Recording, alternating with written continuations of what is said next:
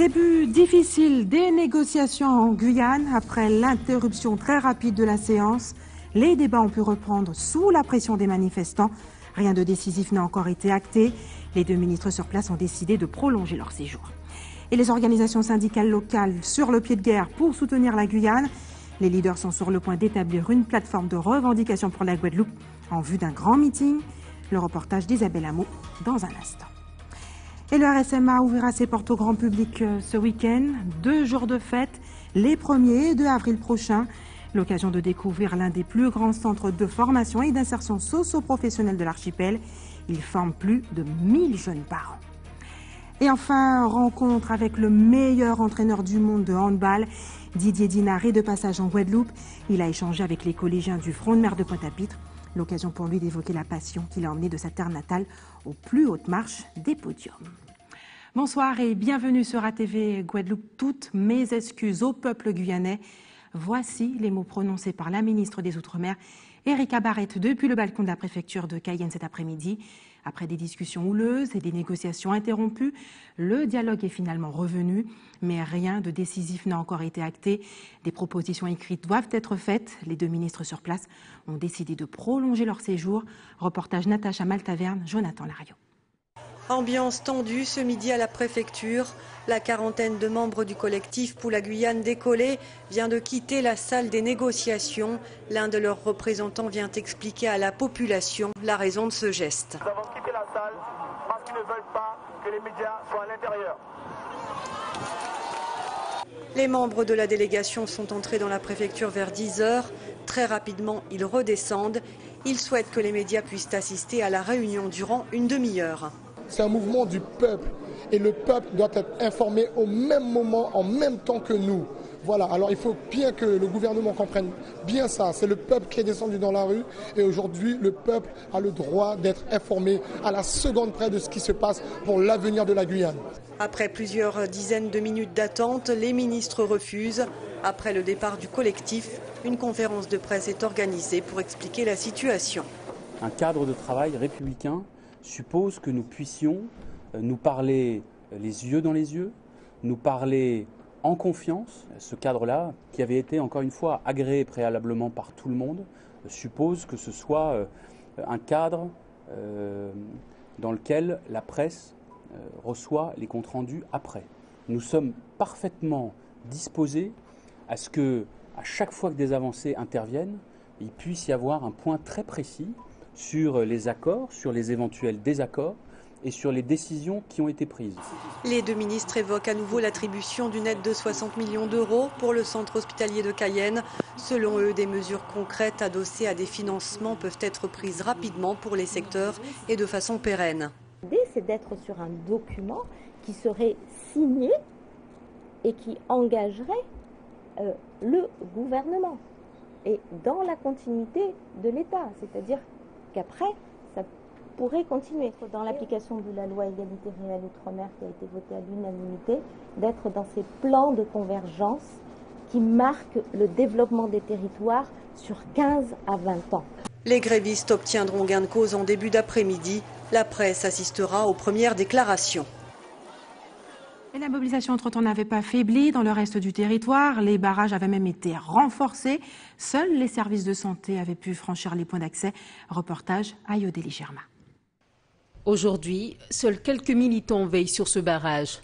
Les autres se sont rendus en préfecture pour soutenir les représentants des collectifs en négociation avec la délégation ministérielle.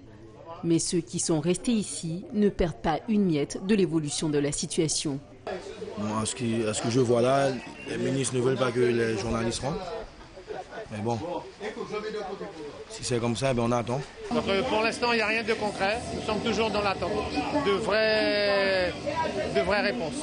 Dans ce rond-point, quelques automobilistes sont autorisés à traverser. Au compte-gouttes, ont le feu vert des grévistes, ceux qui souhaitent se rendre en préfecture. Je pense, mais ça ne tient qu'à moi, je pense que nous ne prennent pas encore au sérieux. Donc c'est pour cela que nous restons mobilisés. Et je pense qu'on va encore durcir. À peine arrivés, ils disent qu'ils n'ont que 48 heures et ils repartent. Pour moi, on ne peut pas régler une telle situation en si peu de temps. Au rond-point de Suzini, le siège est tenu depuis jeudi dernier.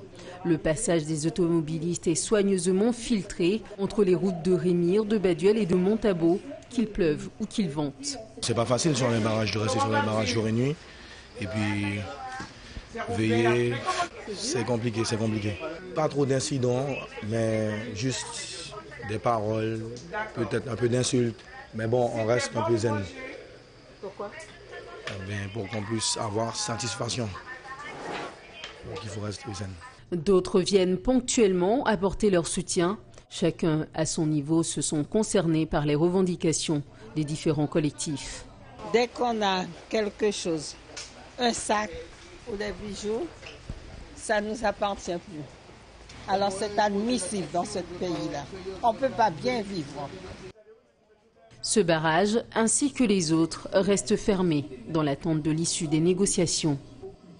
Et en Guadeloupe, les organisations syndicales locales avaient déjà manifesté leur volonté d'apporter leur soutien à la Guyane. Quelle forme prendra celle-ci? Les leaders syndicaux l'ont décidé ce matin lors d'une réunion. Voyons le reportage d'Isabelle Amo. Problèmes d'insécurité, du chômage de masse, cherté de la vie, enseignement fragile et autres difficultés.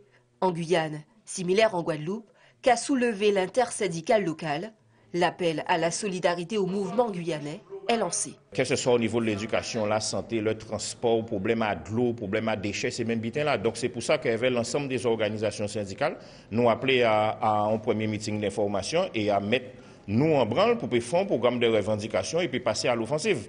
Parce que aujourd'hui là, nous avons estimé que la crise là qui a passé en Guyane, c'est une crise du système colonial et que comme on dit dans l'intervention, la colonie n'a pas une vocation à développer, mais à servir intérêt à la France, à la métropole, comme on a dit. Donc c'est pour ça que nous, GTG, nous avons porté toute force en nous dans le combat là, ça, pour défendre intérêt, droit à travailler Guadeloupe et à travers défense à droit à travailler et peuple Guadeloupe, c'est tout travailler et notamment travailler et peuple Guyane que nous avons défendre. Dans le concert de soutien à la mobilisation en Guyane, un étonne l'intersyndicale qui n'hésite pas à le qualifier de suspicieux, celui du ralliement du MEDEF, qui pourrait, selon elle, remettre en cause les droits et garanties sociales. En zone franche globale, son but qui est très simple, c'est une zone de non-droit du travail, c'est une zone économique avec dérogation que Yokabayo a dans l'application des conventions collectives, dans l'application du droit du travail. Donc ça veut dire un espace de régression sociale. Donc c'est pour ça que nous alertons camarades guyanais à nous pour nous dire attention, bitin là ça, peut-être il a clairé quand il a dit ici dans Zélar avec Verni, mais pas bon viande. Donc c'est pour ça que nous alertons aussi ça et que nous avons dit à nos communiqués nous que nous avons voyé force, mais que nous avons dénoncé tentative là ça parce que l'État et le MEDEF ils ont envie de faire en sorte de mettre tout Guadeloupe, Martinique et Guyane en zone franche, de façon à ce qu'ils ont exonéré totalement des charges sociales et fiscales, et même qu'ils prennent en charge en certaines parties du salaire. Et pendant 6 ans, pas ni droit syndical. C'est la répression anti-syndicale, pas ni convention collective, pas ni négociation collective. Un meeting sera tenu mercredi prochain devant le palais de la Mutualité pour préparer la mobilisation et fédérer les énergies. Et pendant ce temps, à Bruxelles, a débuté ce jeudi le 4e forum des RUP, les régions ultrapériphériques de l'Union européenne. Nos territoires ont encore du mal à faire reconnaître leurs spécificités, malgré un arrêt de la Cour de justice européenne. Ainsi, elles ont réalisé un mémorandum avec toutes les doléances des territoires. Le reportage est signé Éric Dupuis. Retenu en Guyane à cause des événements sociaux, c'est Rodolphe Alexandre qui a quand même ouvert le bal des déclarations par un message vidéo. Le président de la collectivité a pu démontrer par l'exemple qu'il faut changer le traitement des régions ultrapériphériques.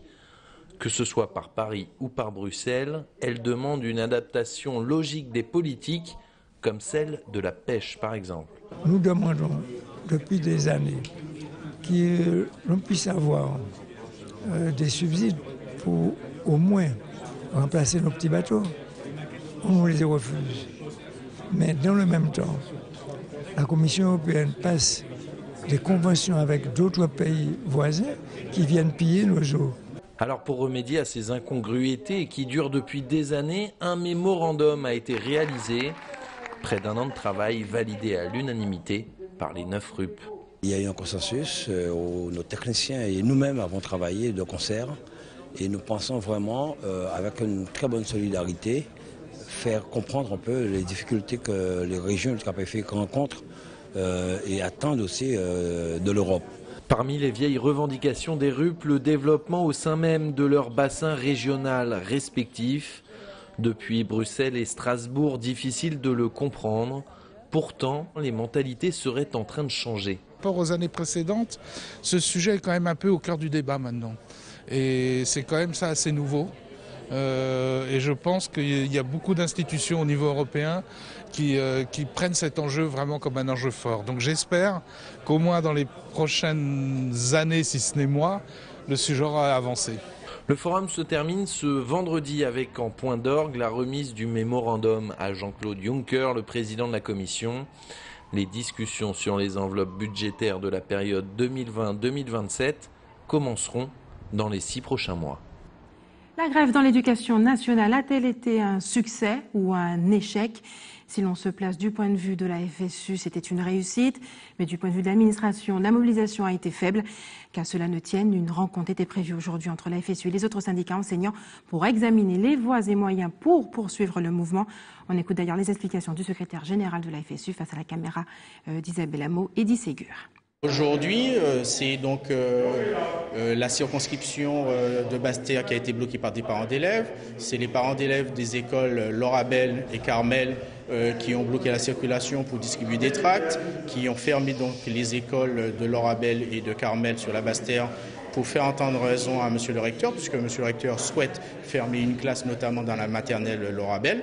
Nous savons pertinemment que sur Coussinière, mais aussi sur d'autres écoles, je vous rappelle, 80 classes ferment dans le département. Ça représente pratiquement entre 3 et 4 classes dans chacune des communes de Guadeloupe. Ce qui est en train de se produire sur la Basse-Terre avec les collectifs de parents d'élèves. Nous continuons le travail de mobilisation, de sensibilisation de la population. Et puis bien sûr, nous ferons de telle façon que monsieur le recteur puisse en faire entendre raison et faire que l'ensemble des établissements soient correctement dotés. L'école primaire de Loricisque a rouvert ses portes ce matin. Elle était fermée hier à cause d'un cas de scarlatine détecté dans l'établissement. Cependant, les classes de maternelle ont été maintenues fermées. Quel danger représente cette infection? La réponse avec Nathalie Dinan, Moïse Dexter et Patrick Curie qui font le point sur la situation. L'air dubitatif, certains parents du groupe scolaire de Loricisque avançaient timidement face aux grilles des écoles. Ils se demandaient si la menace de scarlatine s'était éloignée ce matin. Mardi, le maire, le docteur Bangou, a été avisé de la présence de cette maladie infectieuse due à une bactérie transmissible par voie aérienne, par contact direct ou indirect. Il a immédiatement demandé l'évacuation de l'école maternelle et élémentaire et demandé aux services compétents de désinfecter les établissements. Cette infection touche particulièrement les enfants entre 5 et 10 ans et se manifeste par une forte fièvre, une angine, une éruption cutanée et parfois des maux de tête et des douleurs abdominales. À 10 ans, 80% des individus sont immunisés toute leur vie. Pour l'heure, l'école primaire, après vérification, ne présente plus de danger. La maternelle restée fermée aujourd'hui nécessitait un entretien plus approfondi. Restez avec nous sur ATV Guadeloupe dans quelques minutes. Visite du régiment du service militaire adapté qui ouvrira ses portes au grand public ce week-end. Et puis rencontre avec un champion, Didier Dinard, qui a hissé le handball français au sommet. Mais avant, intéressons-nous à ce projet de sensibilisation des violences faites aux femmes, expérimenté en Martinique. Parti du constat que les violences envers les femmes sont plus répandues dans nos régions que dans l'Hexagone, le ministère des Outre-mer et celui de l'Éducation nationale avaient initié il y a 3 ans un projet dans plusieurs lycées de Martinique en ce sens. Aujourd'hui, l'heure était au bilan. Reportage Alizé Lutran, Michelet François. Comment ton numéro? Parce que tu vois, t'es bonne. Femme-là tous. C'est avec des paroles et des gestes volontairement crus que les élèves ont mis en scène les situations parfois dégradantes que les jeunes filles subissent. Dans les rues et tout, on va nous siffler, on va nous dire oui, ah ouais t'es bonne et tout, et donc on va le vivre mal, même si on sourit à tout ça. On est trop sauvages, nous les garçons, donc ça nous pousse à faire des choses qu'on ne devrait pas faire. Quand on est au primaire, on n'a pas cette notion de différence, et cette notion de différence s'applique quand on commence à avoir des changements physiques notamment. Donc au collège, par rapport ne serait-ce qu'au sexe, ou par rapport à sa couleur de peau. Une prise de conscience que l'on tente d'inculquer dès les bancs de l'école, une initiative fortement encouragée par les professeurs. Vous savez, l'actualité martiniquaise révèle des faits divers assez tragiques. Et les jeunes ne sont pas insensibles à ces faits divers. Donc il n'a pas été trop difficile de les intéresser à ce projet. D'abord d'une façon ludique. Il y avait les élèves aiment lire. Ce sont des jeunes, mais ils aiment lire. Ils ont compris aussi qu'ils étaient les acteurs de la société de demain et qu'il fallait s'y préparer dès maintenant. Un projet financé par l'État et l'Europe, relayé dans nos lycées par l'association Sansevieria. Objectif, endiguer les discriminations dès le plus jeune âge pour plus tard prévenir les violences morales, physiques ou verbales. Il y a des activités, les garçons vous disent, madame, on fait parce que c'est obligatoire, mais enfin, un garçon qui fait du step, on ne voudrait pas. Et donc, c'était tout un travail de déconstruire ces choses-là, pour leur montrer qu'en fait, non, un comportement qui a l'air d'être, je dirais, naturel et normal, non. Derrière, il y a une série d'éléments qui ne sont pas acceptables. Et ça les fait réfléchir. Hein. Ça ne changera pas tout de suite. Mais enfin, nous avons planté une graine. Voilà. Le message semble d'ores et déjà avoir été entendu par certains élèves. Avant d'avoir fait ce projet, la relation fille-garçon, il y avait des mots qu'on disait tous les jours et on ne se rendait pas compte de la gravité que ça faisait, surtout aux filles par exemple. Et ça nous a appris ce projet à comprendre les différences, à ne pas juger tout de suite, trop rapidement la personne en face de soi. 3 années de réflexion et de prévention autour des violences et des clivages hommes-femmes. Si le projet porte ses fruits chez nous, il pourrait être instauré dans d'autres régions ultramarines.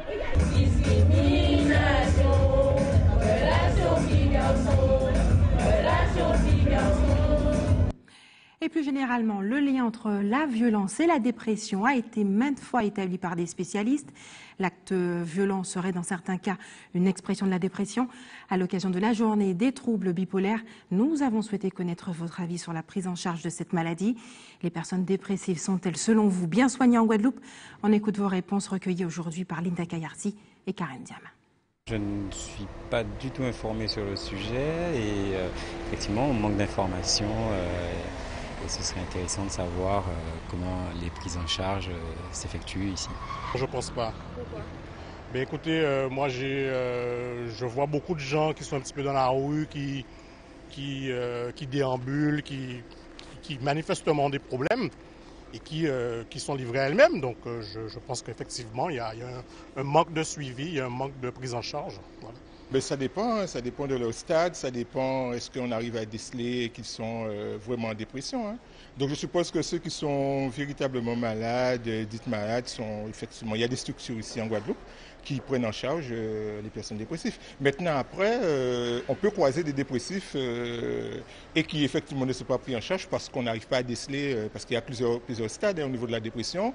Il y a des post-dépressifs, il y a du baby blues, je dirais, qui juste après l'accouchement aussi, qui font partie un peu d'une partie de dépression. Tin ça yo bien pour yo en charge. Mais ni ça qui peut-être qu'il y a la débandade quoi, qui yo pas ni le moyen, alors yo ka subir. À qui nous te faut nous te dire c'est bien là ça? Ah ben pour moi ça sont la région ou bien les maires, je sais pas moi. Enfin c'est yo qui en tête à gâteau là. Hein? Alors c'est yo poser la question. Mais moi, ça, c'est ni monde qui bien prend en charge, mais ni ça qui mal aussi. Je ne pense pas parce que je trouve qu'il y a quand même des gens qui sont laissés pour compte. Et comme les personnes ont du mal à s'exprimer au niveau de la famille, et je pense que c'est surtout d'ailleurs la famille d'ailleurs qui les entoure pas suffisamment. Et que c'est pas la démarche d'aller voir un psychiatre ou même un psychologue n'est pas encore d'actualité aux Antilles. Il est l'un des plus grands centres de formation et d'insertion professionnelle de l'archipel, avec 30 filières pour 30 métiers, plus de 1000 jeunes formés tous les ans. Le RSMA ouvrira ses portes au grand public les 1er et 2 avril prochains, c'est-à-dire ce week-end. Visite en avant-première avec Linda Kayarsi. Cette année encore, le régiment du service militaire adapté de la Guadeloupe joue la carte de la séduction. Ce sera la fête au RSMA pendant 2 jours, samedi et dimanche, de 11h à 18h. Le programme sera à la fois d'information, donc toutes les portes ouvertes permettent à ceux qui veulent se renseigner sur le RSMA, mais aussi sur des partenaires comme la police, la gendarmerie, les pompiers, les douanes, de se renseigner sur les recrutements, sur les différentes carrières possibles, mais aussi à toute la famille de passer un très bon moment avec une vingtaine de stands d'animation ludique, de jeu. Bien ancré dans le département, le RSMA est sur tous les fronts, notamment celui de l'insertion. Le RSMA, aujourd'hui en 2017, c'est plus de 1000 bénéficiaires dans l'année, plus de 1000 volontaires recrutés par an. Donc c'est quelque chose d'assez important. Et ces 1000 bénéficiaires se répartissent en 30 filières de formation professionnelle. Les filières sont vraiment très très larges. Ça va du tourisme, différents métiers du tourisme, différents métiers du bâtiment, des métiers de la sécurité, des métiers de service, de l'administratif. Il y en a pour tous les profils. Et justement, ça fait partie des informations que les jeunes et les moins jeunes pourront recueillir au régiment, que de venir à la fois savoir quelles filières sont proposées, mais surtout voir nos jeunes en action. En juin 2016, 4000 visiteurs s'étaient rendus aux journées portes ouvertes du RSMA. Né en Angleterre, le cricket est une véritable institution dans la Caraïbe. Les anciennes Antilles britanniques ont même leur équipe internationale qui figure dans les plus beaux palmarès. Chez nous, l'association French West Indies Cricket tente de démocratiser la discipline en Guadeloupe. Elle organise demain soir au showroom de Jarry à Bemao un after-work pour célébrer le lancement international de l'année du cricket. Midji Verdol, bonsoir. Bonsoir Barbara. Merci d'avoir accepté notre invitation. Merci. Vous êtes la présidente de cette association. Tout d'abord, expliquez-nous d'où vous vient cette passion pour le cricket. C'est une passion qui est née en fait de constat. J'avais participé à une compétition en 2013 qui s'appelle Caribbean Premier League, CPL, qui est la plus grande compétition de cricket de la Caraïbe. Et j'y avais été pour le travail en tant qu'agent d'artiste. Et je me suis rendu compte de l'ampleur du jeu. J'ai découvert en fait un jeu où il y avait 22 000 personnes dans un stade. Et, un engouement pas possible. Un engouement pas possible, en même temps que je découvrais la pratique sportive en elle-même. J'ai eu le sentiment d'être inculte à ce moment-là. Et je me suis dit, mais non, c'est pas possible que cette chose soit aussi grande, si proche de nous, et qu'on soit totalement en dehors de ce projet. Donc voilà. Donc vous venez partager justement votre passion avec les Guadeloupéens demain soir au showroom de Jarry à Bemao. La soirée sera dédiée au lancement de l'année du cricket. Elle prévoit de nombreuses animations pour découvrir justement la discipline. Pouvez-vous nous en dire plus sur ce programme qui nous attend demain soir? Alors effectivement, à partir de demain, nous allons célébrer le nouvel an du cricket. Donc toutes les ligues, les fédérations du cricket à l'échelle internationale vont prendre leur investiture pour 4 ans. Donc, French West Indies Cricket tombe pile poil au bon moment. Donc, juste après les derniers Jeux olympiques d'été, le 31 mars qui suivent cela, c'est le nouvel an du cricket. Et donc, nous allons célébrer en même temps que tout le monde notre nouvel an et donc proposer au peuple guadeloupéen de venir découvrir le cricket, de s'initier, de savoir qui nous sommes. Il y aura des ateliers d'initiation. Qu'est-ce qu'il y aura exactement? Alors, il y aura des ateliers où on aura nos joueurs et nos entraîneurs qui vont permettre aux personnes de venir, qui viendront visiter à cette occasion le showroom.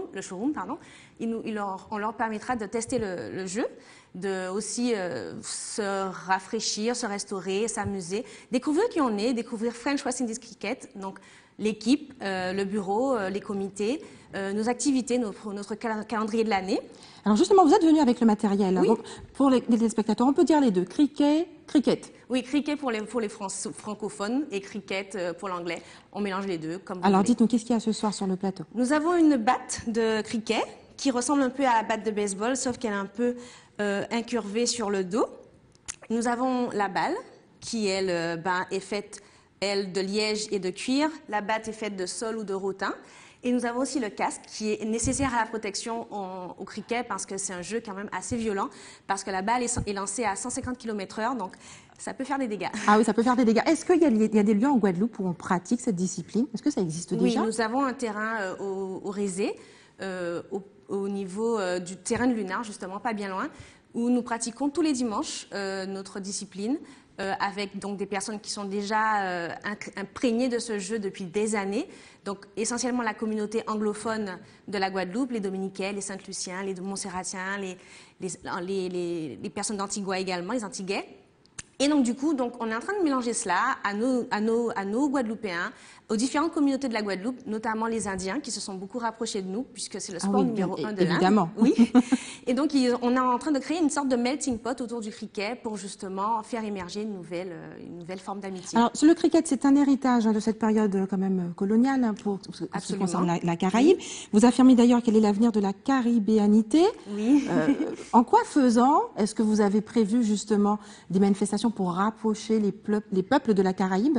Oui. Alors en fait, pour moi, le cricket, c'est plus qu'un projet sportif. C'est vraiment un projet culturel, puisque le cricket, c'est une grande fête dans la Caraïbe.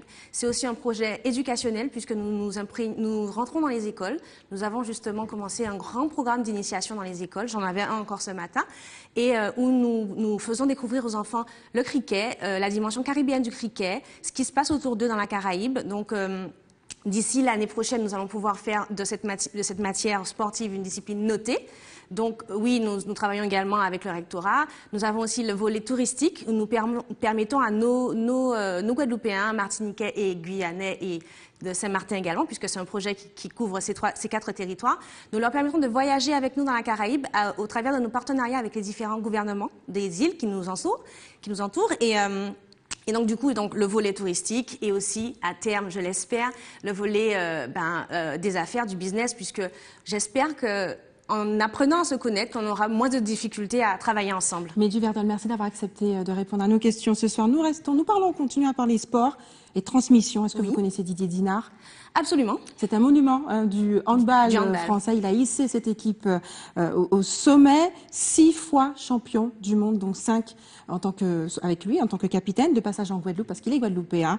Il a rencontré les collégiens du collège de Front-de-Mer de Pointe-à-Pitre, l'occasion pour lui, en tout cas, de partager sur sa passion du handball qu'il a emmené de sa terre natale au plus haut sommet. On regarde le reportage de Nathalie Dinan, Moïse Exter et Patrick Curie. On est là pour discuter, on est là pour avoir un moment de partage. C'est pas pour avoir honte, on est là pour partager. Didier Dinard, quintuple champion du monde de handball au sein de l'équipe de France, au collège Front-de-Mer. Une émotion indescriptible pour ses élèves venus de plusieurs établissements et de Pôle Espoir, intimidés par un tel parcours. Quelle a été votre joie, votre ressenti quand vous avez été appelé pour être entraîneur adjoint de l'équipe de France? Avec la simplicité qui le caractérise, Didier Dinard a su mettre tout ce petit monde à l'aise et sans protocole a répondu le plus naturellement possible. Il y a un très bon échange, c'est constructif, donc c'est tout simplement pour promouvoir le sport d'une manière générale. On se rend compte quand même que dans les écoles, il y a des sections sportives de handball qui se créent. Ça, c'est aussi dû aux événements qui sont faits chaque année. Donc ça va être la 5e édition, donc ça passait par le jubilé Didier Dinard, l'arrivée de l'équipe de France. Et on veut tout simplement essayer de fidéliser nos jeunes, qu'ils aient une passion, qu'ils aient des objectifs, qu'ils soient déterminés et qu'ils veulent exceller dans quelque chose. Ce champion guadeloupéen a quitté sa terre natale à 16 ans, intégré 3 ans plus tard l'équipe de France pour atteindre au fil des années de travail et de sacrifice les sommets.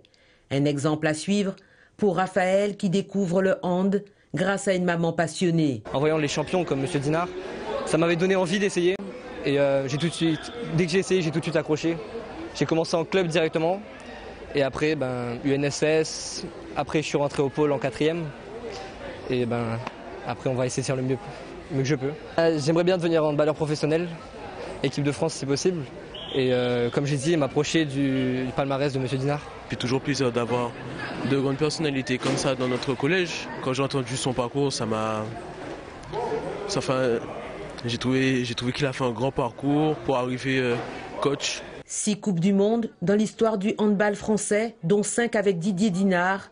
Il est la preuve que le sommet est accessible si on s'en donne les moyens et si pour gagner, on admet de lourds sacrifices.